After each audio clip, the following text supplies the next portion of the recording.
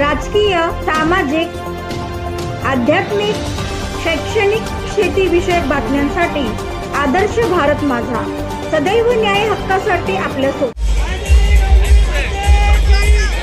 आई एकविरा पदयात्रा मंडळ आदई पनवेलच्या आयोजनात आदई गावाची मानाची पालखी। आदई पनवेल ते कार्ला एकविरा पदयात्रा सोहळा रविवार दिनांक 24 नोव्हेंबर 2024 रोजी आदई पनवेल येथून एकविरा आईच्या दर्शनासाठी भक्तिभावात मार्गस्थ झाली असून सर्व भक्त दर्शनासाठी आतुर असल्याचे पाहावयास मिळाले।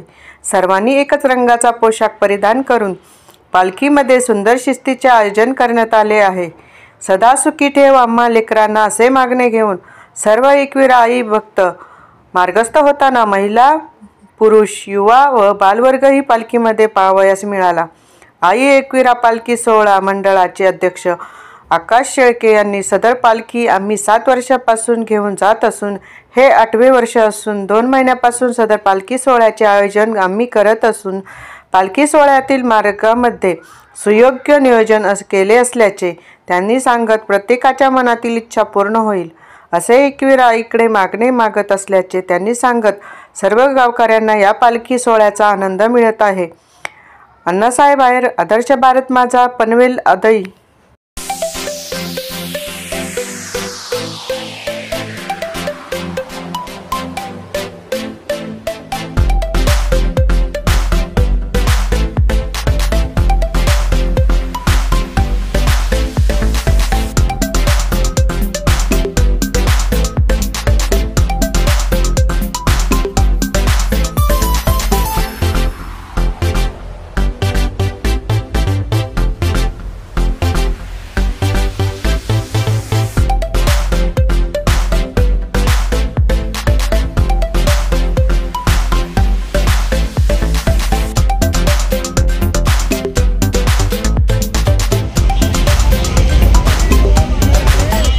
आपण आहोत आदई या ठिकाणी। आदई तलावाच्या बाजूला जी कमान आहे आदई गावची, त्या ठिकाणी भाविक एकविरा आईचे भक्त या ठिकाणी एकविरेला पालखी घेऊन जाण्यासाठी सज्ज झाले आहेत। मुलं असतील, महिला असतील, पुरुष असतील, युवक असतील, सगळ्यांनी या ठिकाणी सहभागी झाले आहेत। आज या ठिकाणी एकविरा आईच्या दिशेने मार्गस्थ होत आहेत आणि एक भक्तिभावात या ठिकाणी जल्लोष भक्तांमध्ये पाहायला मिळत आहे। आपल्यासोबत आहेत अध्यक्ष, काय सांगाल कशा प्रकारचा या ठिकाणी भक्तिभाव आपल्याला दिसून येतोय आणि 4 दिवसाचे मार्गक्रमण कशा प्रकारचा असेल? खूपच आम्हाला खूप आनंद होतो पालखी आल्याच्या नंतर। आमचा 2 महिन्या अगोदरच आमचा खूप म्हणजे जल्लोष असतो। आता पूर्ण गावकरी जमलेत। आज एवढा आनंद होतोय पालखी नेताना की म्हणजे माझ्याकडे शब्दात न बोलायला, एवढी आमच्या गावातले जल्लोष आणि गावातील लोक येतात भरपूर काही। आता आम्ही सकाळी 5 वाजता निघलो सर्व तयारी करून वगैरे पालखीची। खूप आनंद झाला आणि खूप भारी वाटतंय। या ठिकाणी अध्यक्षांनी सांगितलंय की 2 महिन्यापासून पूर्व तयारी असते, प्रत्येकाला टी शर्ट या ठिकाणी पालखीचं म्हणजे देवीचं या ठिकाणी आपल्याला छान स्मारक या ठिकाणी दिसते टी शर्ट वरती आणि 2 महिन्यापासूनची तयारी आज या ठिकाणी फलित होताना दिसतंय। आर्थिक नियोजन असेल, भोजन व्यवस्था असेल, रस्त्याचा मार्ग असेल, निवास व्यवस्था असेल, अशी सुंदर आयोजनात या ठिकाणी पालखी मार्गस्थ होत आहे। आज आपण एकविरा आईकडे मार्गस्थ होत आहात, 4 दिवसाचा आपला प्रवास असेल, काय मागाल एकविरा आईकडे? नक्कीच आम्ही सर्वांना ज्यांच्या मनातली इच्छा सर्व जे भेटतील भक्त त्यांच्या सर्वांच्या मनाच्या इच्छा पूर्ण हो एकविरा चरणी आम्ही प्रार्थना करतो।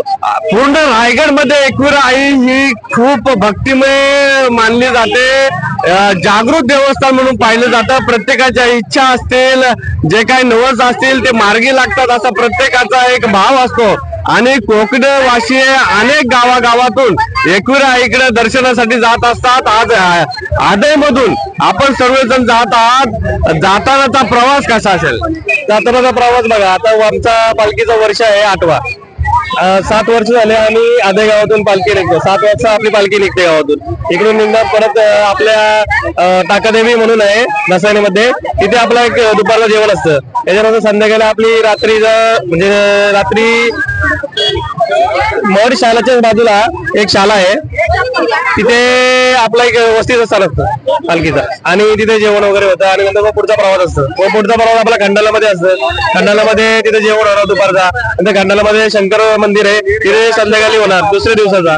आणि तिसऱ्या दिवशी आपला डायरेक्ट बैरदेवाची तशी माहेर घरी ऐकुराईच्या तिथे सुद्धा दुपारचं जेवण होणार. आणि नंतर संध्याकाळी आम्ही 7 वाजता ऐकुराईला वरती गडावरती आपली पालखीची आरती होते.